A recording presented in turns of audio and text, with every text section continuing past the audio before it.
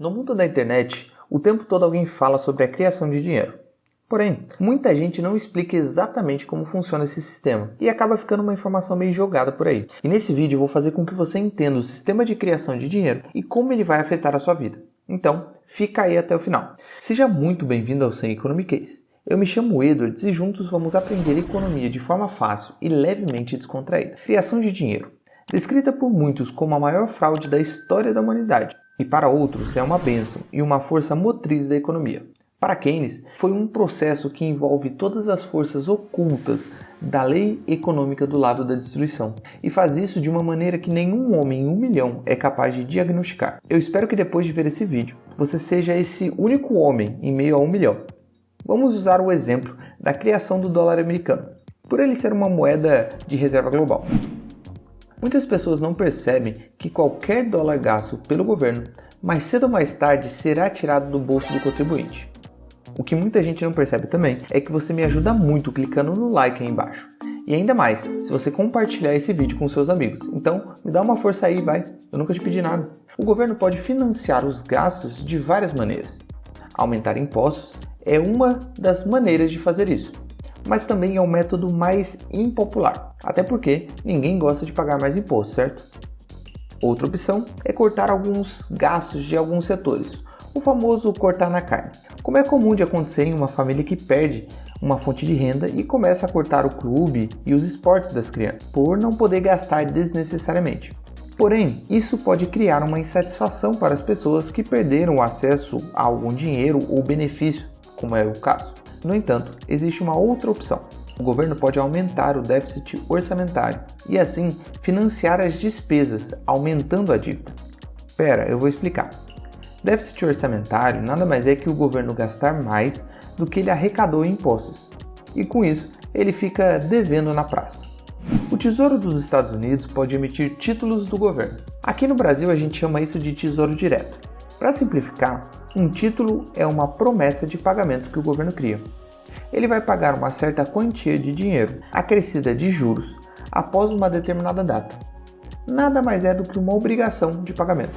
Os títulos do governo são vendidos para as instituições financeiras. São grandes bancos chamados de dealers primários. Por si só, a emissão de títulos não leva necessariamente à criação de dinheiro. Os títulos podem ser comprados por uma pessoa com dinheiro previamente economizado. No entanto, alguns títulos são comprados por meio de operação de mercado, aberto pelo Fed, que é o Banco Central dos Estados Unidos, fazendo com que o governo empreste dinheiro para o governo, para pagar os gastos do próprio governo. Não deu para entender? Calma, vamos no passo a passo. O processo é o seguinte: o Fed compra títulos de um banco emitindo um cheque. O problema é que o Fed não tem uma poupança para bancar esse cheque. Então, o Fed reporta esses títulos no seu balanço contábil, no lado dos ativos.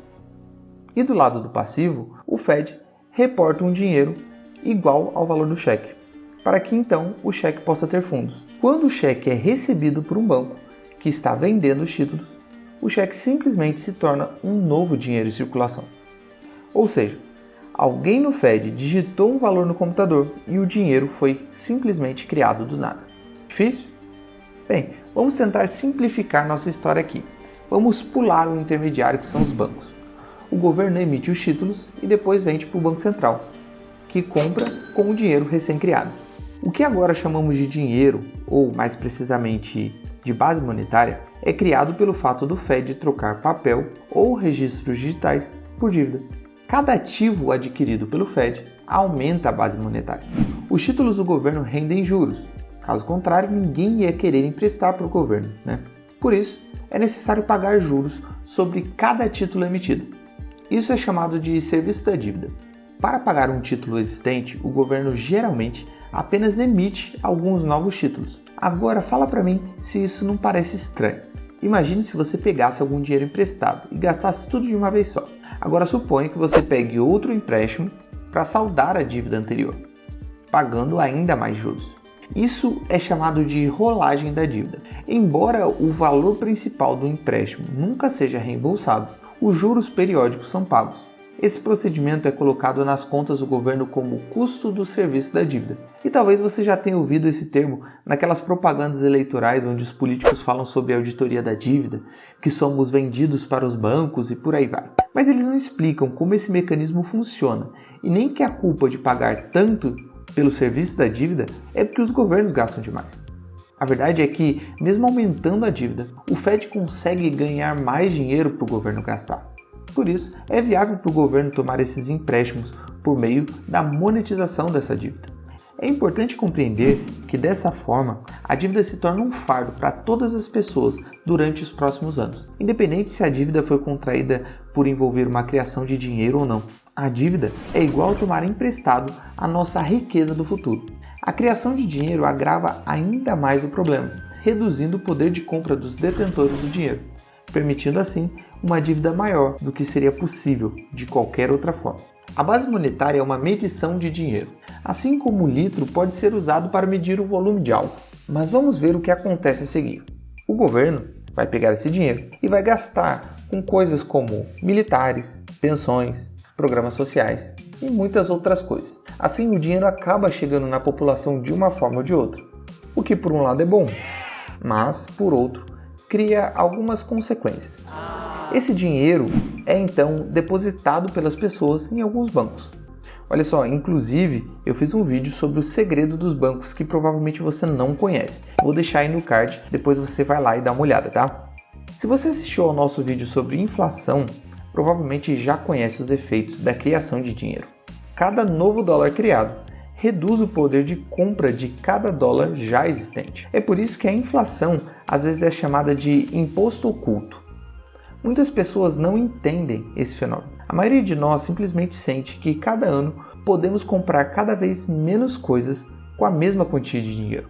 Mas é mais fácil para alguns culpar a ganância dos empresários por aumentar esses preços. Resumindo, cada dólar recém-criado faz com que o poder de compra de todos os outros dólares diminua. Como resultado desse processo, a inflação do dólar também é exportada para o exterior, devido à sua posição global como uma moeda de reserva e unidade de compra. Você deve ter notado que ao longo de todo esse processo, o dinheiro recém-criado é baseado em dívida. Quando o Fed aumenta a base monetária, a dívida pública também aumenta. E a concessão de empréstimos por qualquer banco exige um ato de criação de moeda.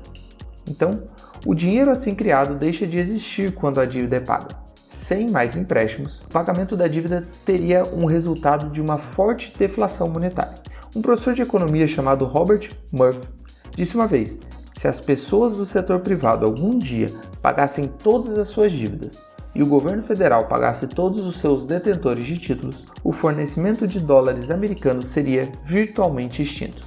Apesar disso, dinheiro não é a mesma coisa que dívida, tá? Já os títulos e os empréstimos são dívidas. Perceber o dinheiro como uma dívida é um equívoco bastante popular, principalmente entre os economistas. Essa política inflacionária não só reduz o poder de compra do dinheiro, mas também faz com que as pessoas e empresas façam maus investimentos, que em algum momento precisarão ser finalizados, ocasionando na teoria dos ciclos econômicos austríacos. Por esse motivo, muitos economistas austríacos se opõem a esse tipo de política monetária e chegam a considerar a própria existência dos bancos centrais como prejudicial à sociedade e à economia.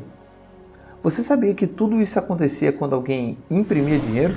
Já aproveita e deixa nos comentários alguma dúvida que possa ter surgido ao longo do vídeo. Eu vou deixar aqui mais 2 vídeos para que você possa continuar aprendendo economia de forma fácil e levemente descontraída. Vejo você no próximo vídeo.